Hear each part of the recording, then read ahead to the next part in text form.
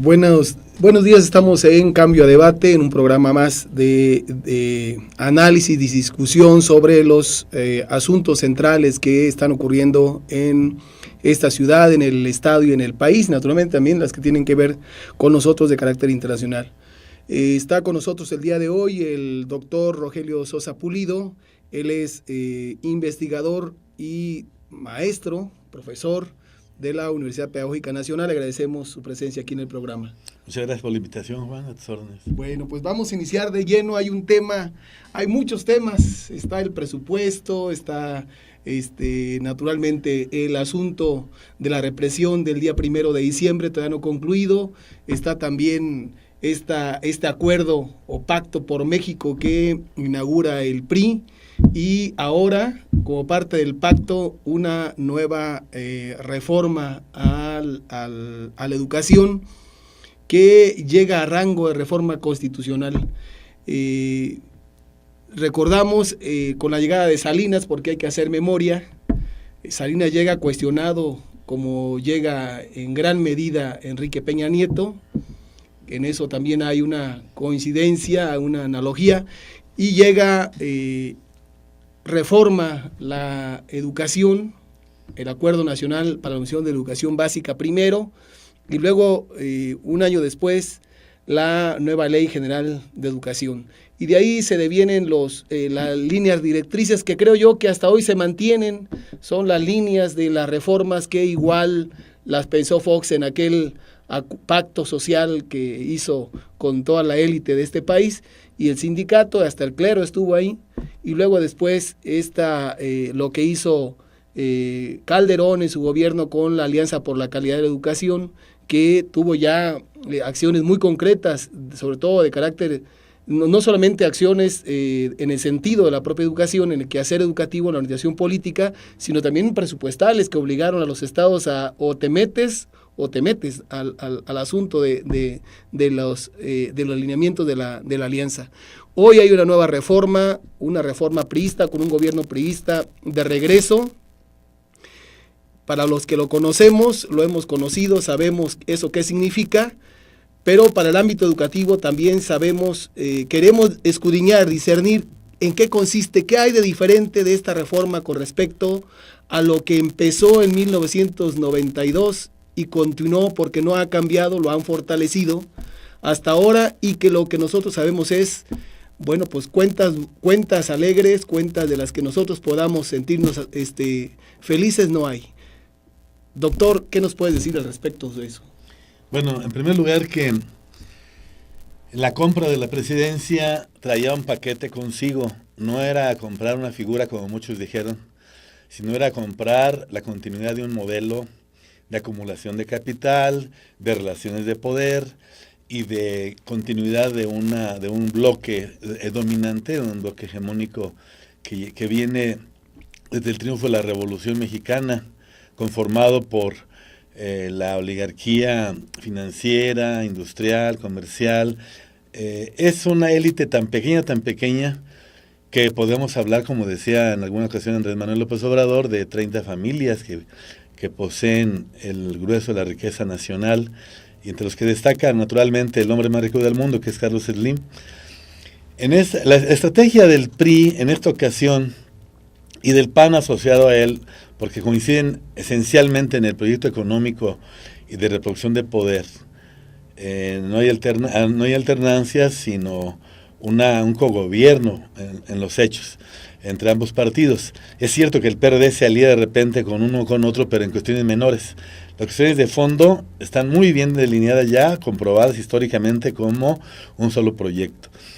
La estrategia compartida ahora, con el advenimiento de Peña Nieto a la cabeza del PRI gobierno otra vez, fue la que explica muy bien Naomi Klein en la doctrina del shock. Se trata de apabullar a las clases subalternas, a las clases subordinadas, con acciones profundas, agresivas, impactantes, de modo que no tengan capacidad de respuesta. En esencia, esa es la doctrina del shock, que se aplica en Estados Unidos, el asunto del 11 de septiembre del 2001, es un ejemplo típico que muchos analistas han recuperado. Y aquí en México, la doctrina del shock viene a compaginar muy bien con estos 6 años de sangre, ¿no? Dejó Calderón un camposanto, entonces ya no puede haber algo peor que eso. La gente así, mucha gente así lo percibe.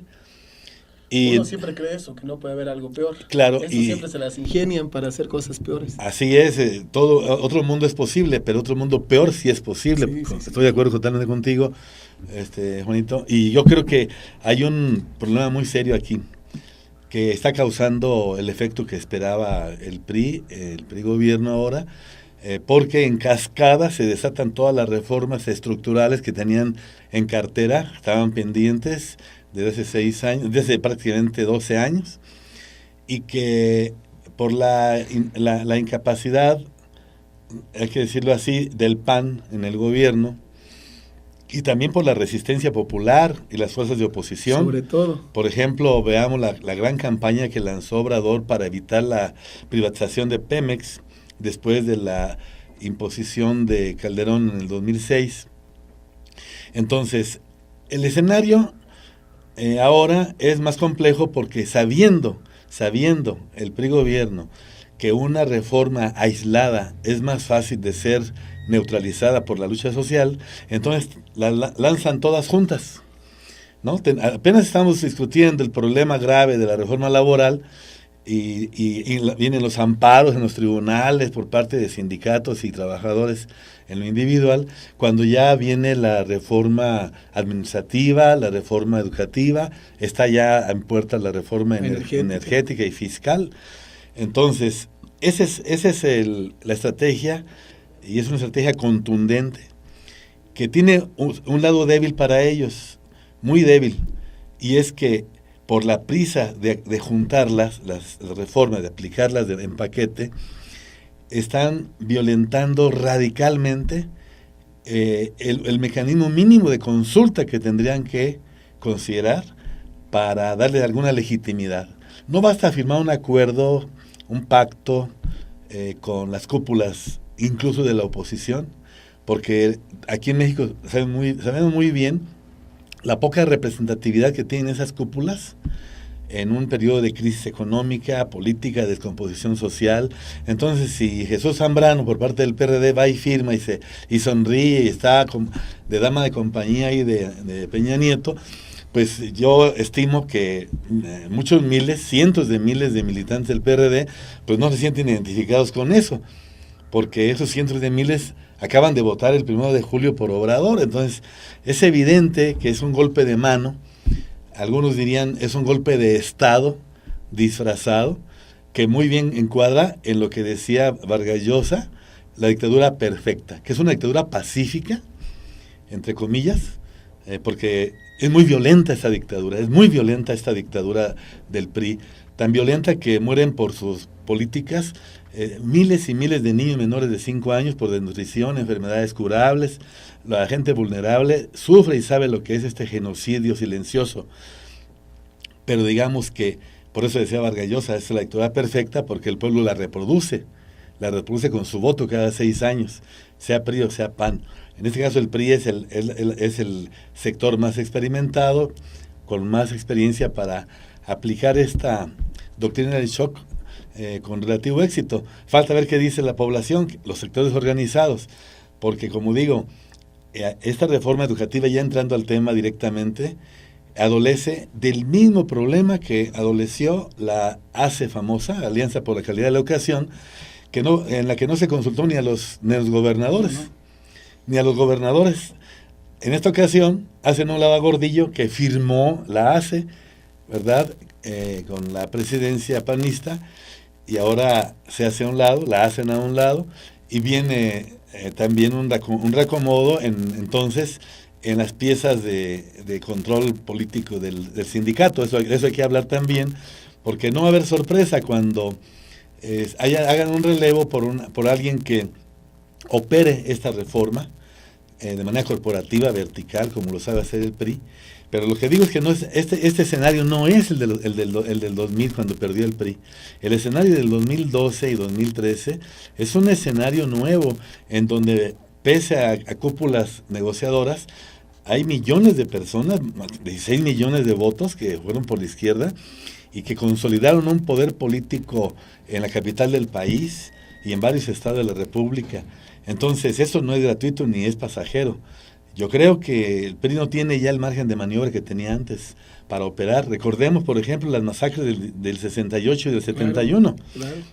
Las implementaron con los gobiernos locales del DF y del Estado de México. Ahí, claro. Exacto, y ahora no tienen ese instrumento tan incondicional, aunque se le critique a Ebrard y a Mancera por haber de alguna manera actuado de manera cómplice allí el 1 de diciembre, pero sin duda esa factura la van a tener que pagar con sus electores en el sitio federal.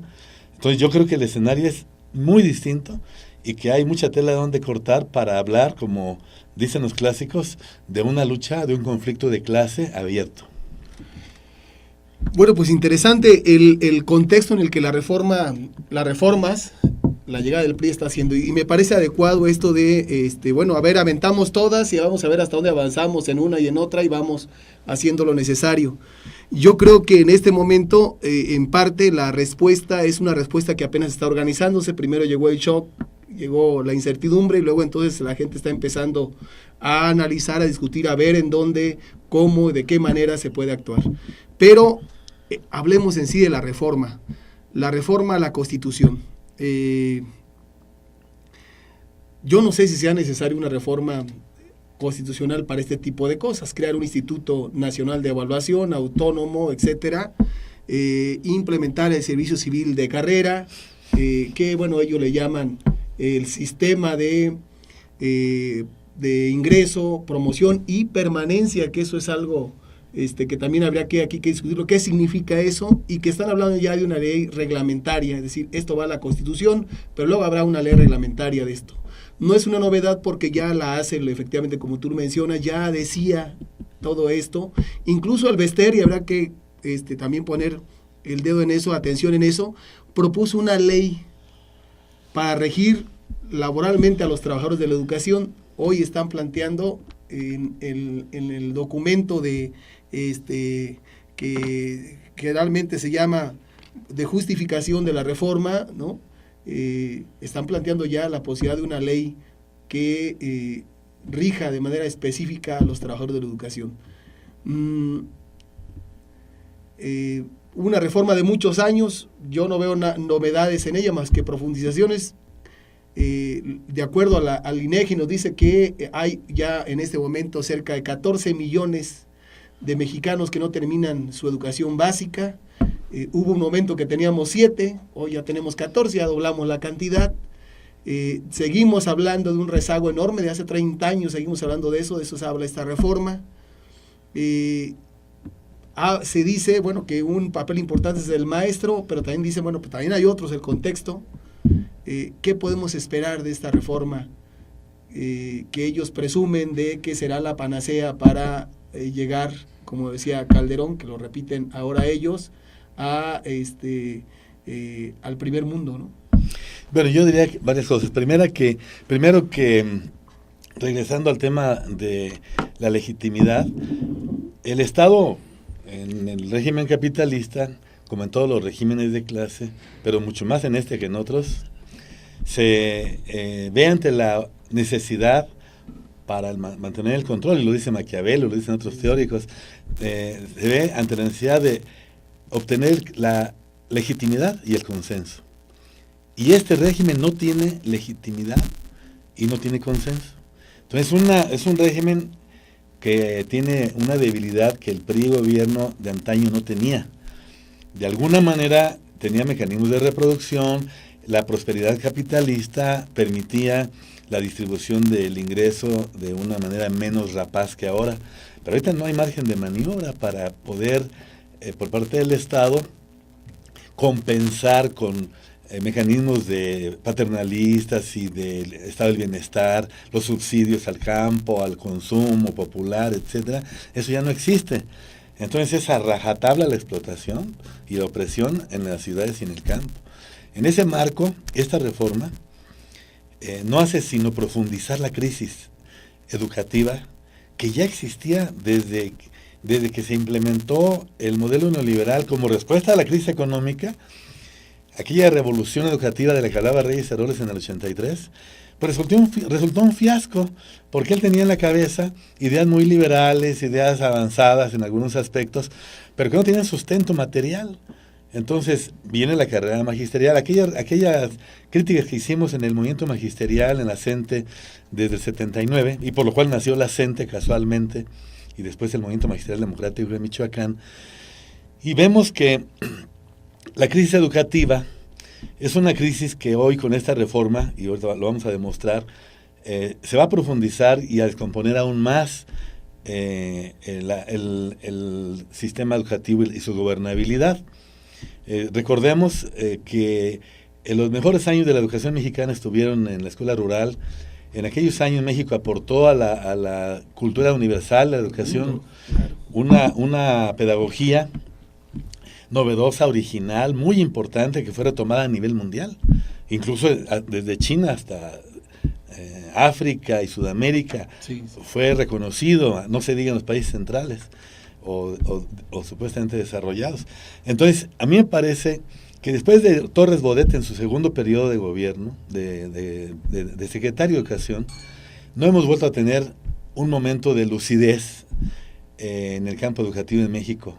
Tenemos muy buenos pensadores, pero no tenemos ninguna aportación general que darle al mundo como en aquellos años que mencionamos. De tal manera que el conocimiento pedagógico y educativo que tenemos ahora es importado. La formación por competencias, el asunto del constructivismo inglés y español, pero propiamente no hemos construido nada original, propio. Yo creo que es algo muy grave porque somos más de 1,5 millones de educadores del sector público, sencillamente. Entonces, pero el régimen insiste en tratar al gremio magisterial como obreros de fábrica. El modelo que está aplicándose ahora y que inició con Salinas, como bien dijiste tú, es la continuidad de esa obra de Salinas. Si vemos los ejes que habíamos identificado de la modernización educativa del 89, pues son los mismos. Se sostienen. Y la hace de Calderón, lo que hace es darle continuidad a esta cuestión, pero sobre un régimen de corrupción, sobre un régimen de amiguismo, de influencias y de una cúpula corrupta en el CENTE que descompone todo lo que toca, como el rey Midas, que convierte todo en oro. Este señor lo convierte en lodo y en otra cosa. Precisamente eso marca también el declive de Gordillo. Si está desgastada, un uso patrimonialista del CENTE en extremo, más que Jonquitud. Jonquitud todavía se preocupaba de ponerle un poco de ideología al asunto con Vanguardia Revolucionaria y el himno, que no sé si tú lo llegaste a cantar, yo no. No, yo tampoco. Pero lo usaban como parte de un control ideológico que Gordillo ni se preocupa de eso. Porque la educación es una función subordinada, no es una función autónoma de la sociedad. Por lo tanto, lo que trae el modelo modernizador de Salinas en el 89 no es más que la adecuación de una educación que era de corte nacionalista, de fortalecimiento cultural, de reivindicación de raíces históricas, para convertirla en un instrumento utilitario, de carácter mercantil, productivista, ineficiente, porque en la búsqueda de la eficiencia y la calidad han retrocedido y tenemos una educación de las peores del mundo. Bueno, hay testimonios incluso de funcionarios de la UNESCO que han demostrado que estamos peor que en países mucho más atrasados económicamente. Entonces es una modernización fracasada. Y esta reforma actual de Peña Nieto es una reedición de esa reforma fracasada. Recordemos que en el 97 un grupo de especialistas, y no se puede decir que sean de la CENTE, eran especialistas del propio régimen, encabezados por Guevara Niebla, que es un exdirigente del 68, del movimiento del 68. Él coordinó ese diagnóstico, y en el 97 publicaron La catástrofe silenciosa, que no es otra cosa que la constatación científica, ordenada, del fracaso del programa para la modernización del 89. Líneas que se critican en ese libro, y que hoy se retoman como si fueran dogmas de fe. Entonces, a mí me parece que es extremadamente grave que un país que está envuelto en la miseria, en la crisis económica, en la descomposición social, y después de un baño de sangre de 6 años, con un modelo educativo que no fue capaz de enfrentar esas calamidades, insista en profundizar esas líneas. Y la más grave de todas es el desprecio por la opinión del maestro. Esa es la más grave de todas, porque el maestro no es omnipotente, ni es el Señor Todopoderoso, pero es la bisagra que une el saber social con el saber científico, que son tan válidos uno como el otro. Es tan válido uno como el otro. Y el maestro tiene ese privilegio de poder ver más allá de lo inmediato, de poder ver más allá de la coyuntura y del día. Y ahora se le desprecia y se le ignora. Pero además se genera un proceso coercitivo en la ley. Parece que no, parece que mi función es esta, de vigilar, de ver, de garantizar, y te voy a poner los medios normativos para hacerlo, ¿no? Pero eso implica que o me das los resultados que yo te pido, o te voy a enjuiciar, normativamente hablando. Esto aparece en la ley, a pesar de que, como todas las exposiciones de motivos que se han dado y los discursos de los políticos, el maestro, aquí destacan, el maestro es el elemento sustantivo del proceso educativo, pero no cuenta a la hora de hacer las leyes, no cuenta su punto de vista, no se menciona aquí la forma en cómo viven los maestros, si sería bueno mejorarla o no. Se dice que se va a crear un sistema de incentivos, lo tengo oyendo desde hace muchísimos años. Los maestros siguen en la pobreza, hoy lo vemos cobrando su aguinaldo, haciendo la cara larga porque van a tener que pagarlo antes de tiempo. No hay un estímulo. Si hay una ley que divida, ¿cómo pueden estos hablar de una unidad nacional con una ley que saben perfectamente que desde hace 30 años viene dividiendo a la sociedad y al magisterio nacional? Por supuesto, están jugando con fuego, porque este no es un país de 10 millones de habitantes, somos 108 millones de habitantes, y no es el periodo de Salinas tampoco ya.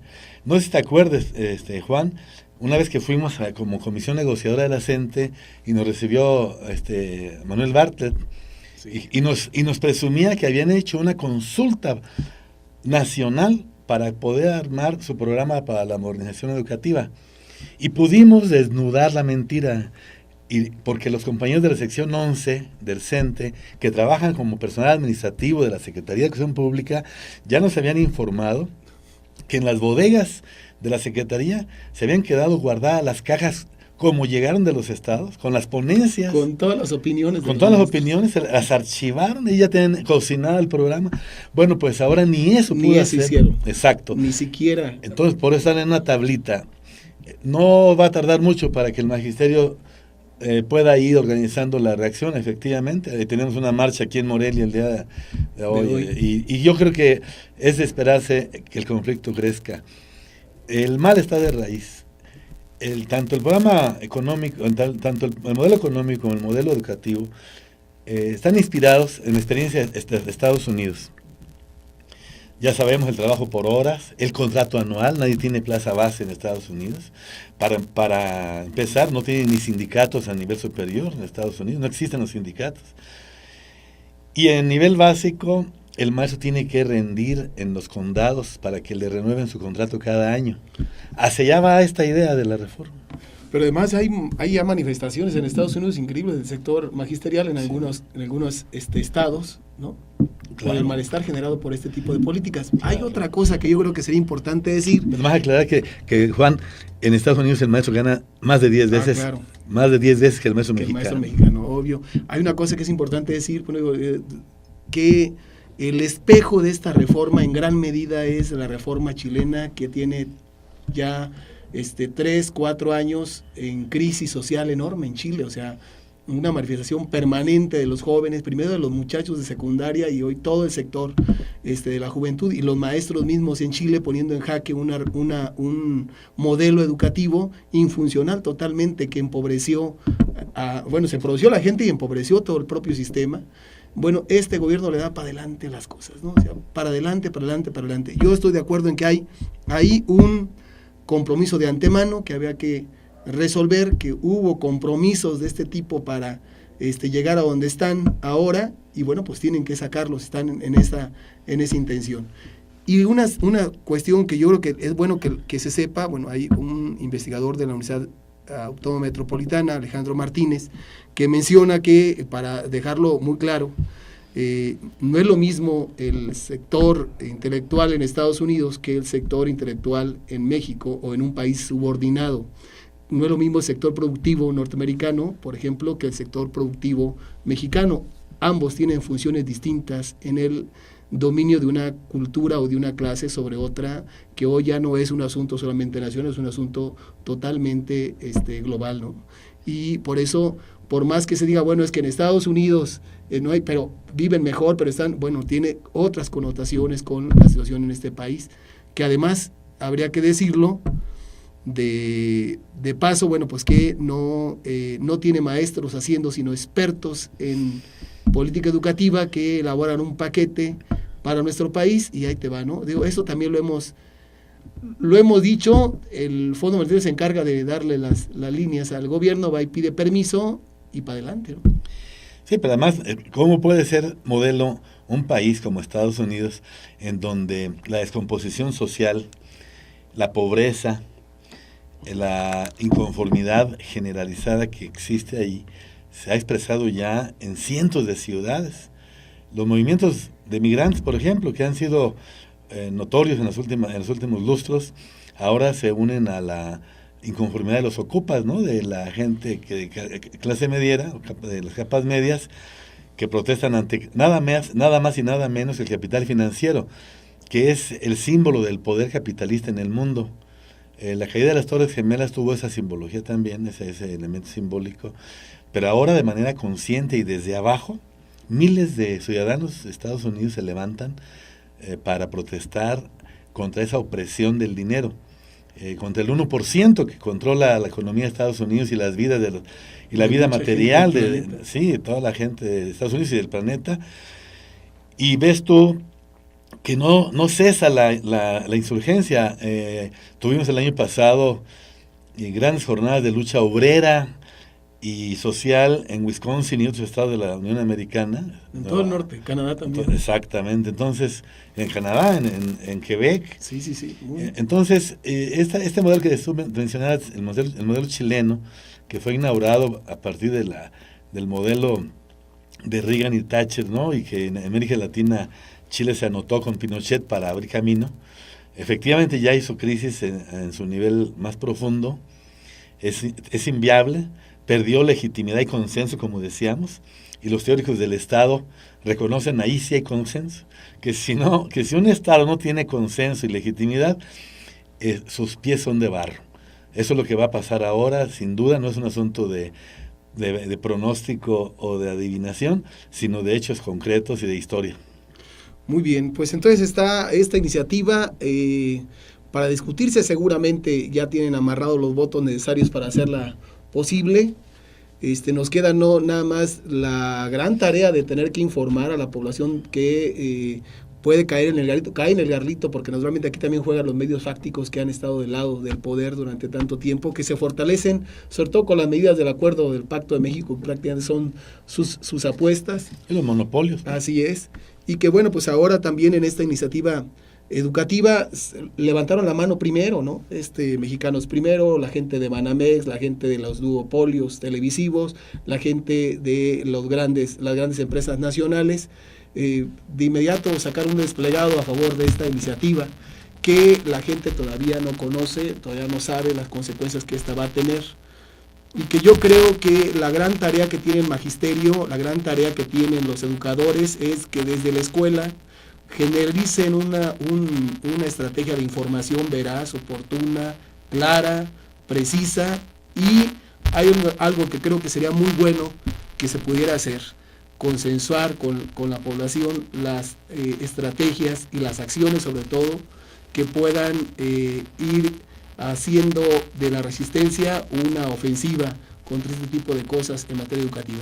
Yo creo que esa es una gran tarea que nos queda aquí, pero se ocupa una discusión enorme con los padres de familia entre los maestros, con sus iguales y con la población en el contexto de la escuela, que yo te lo digo porque lo vivo, soy maestro de escuela, pues la gente no tiene ni para comer a veces, los niños no van a la escuela. Aquí en Morelia, trabajo en Atapaneo, municipio de Morelia, aquí una comunidad suburbana ya, ¿no?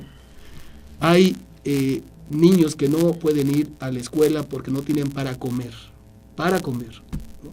De eso nos habla las condiciones que tenemos en este país en pleno siglo XXI, con un gobierno que está echando campanas a vuelo, con un modelo que ya fracasó. El problema del PRI es que no está mostrando ninguna novedad, ¿no?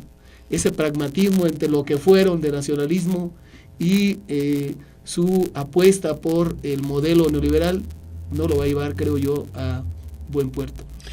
Hay una frase lapidaria que dice que el individuo y los proyectos colectivos demuestran lo que son cuando están en el poder, lo que siempre han sido. No es cierto que el poder corrompe, como algún clásico dijo, y que el poder absoluto corrompe absolutamente. Eso no es cierto. Quien ejerce el poder muestra lo que siempre fue, antes de tener el poder. Y no podemos esperar peras del olmo.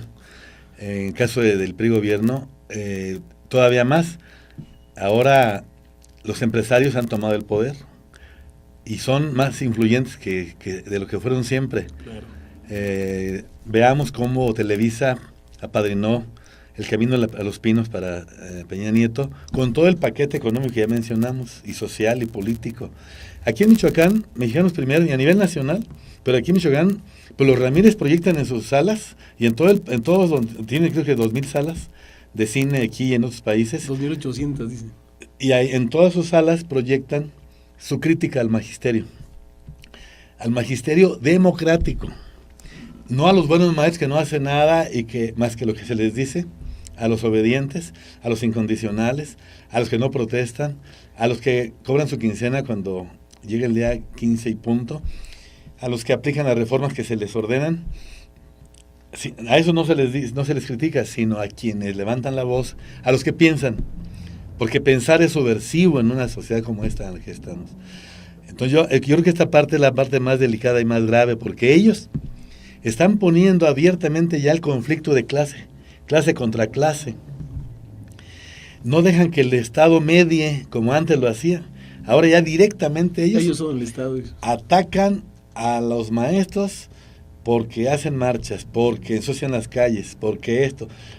O sea, están asumiendo una posición típica de una clase dominante, soberbia, agresiva, rapaz, sin mediación de diálogo.